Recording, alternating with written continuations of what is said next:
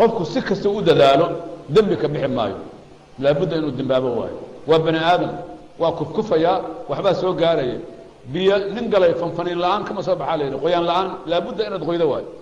ilaahay wuxuu inta bifadlihi naxariistiisa inta ka bacdi noogu diyaariyay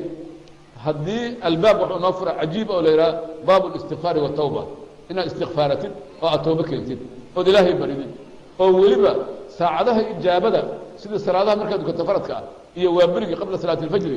waqti yar ba Allah ka dhigo iyo xilliyada roobku da'ayo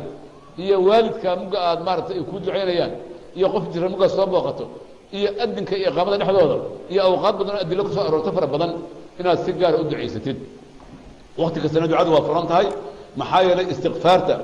yani iyo tawbakaanku waxa ay yani ka qaadayaan dhammaan wixii dunuubaha ilaahay duu ka aqbalo alla waa kaaga burburinaya atta ibn dhanbi kama la dhanba lahu qof dhanbigiisa ka tawbakan wuxuu lamid yahay qof aan dambaabin ba laakiin yani shuruud ay leedahay tawbadu waxa shuruudeeda ugu horeysa qofka taa'ibka inuu yahay tawxiid qof mushriga ilaahay ducadiisa ma aqbalo waxa kale oo shardi ah inuu qofka isaga ah oo qalbiga ilaahay uga tawba keeno aysan carabka iyo gacanta kaliya aysan ahayn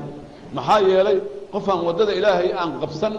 oo dambiga inuu ka go'o aysan ka go'nayn dibna uusan ugu noqon ilaahay ma aqbalayo dacwadiisa wuxuu leeyahay Allah subhanahu wa ta'ala wa inni laghaffi surati taha wa inni laghaffarun liman taaba wa aamana wa 'amila salihan thumma ihtada ufirso waxaan anigu u dimdaaf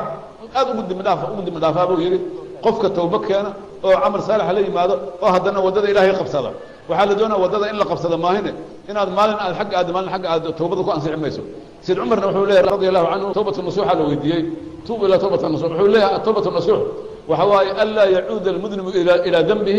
حتى يعود اللبن إلى الضرع وإنه سندمجي سأنغن غفك الدمج كتوبة كياني إنه سندمج النغن سيدا عانه أي سندمج النغن إنه يدعم ذلك كصوبحين على مدى إلا قاعد توبة أقبل وحاول دليله إن هذا الدمج النغن كتوبة كياني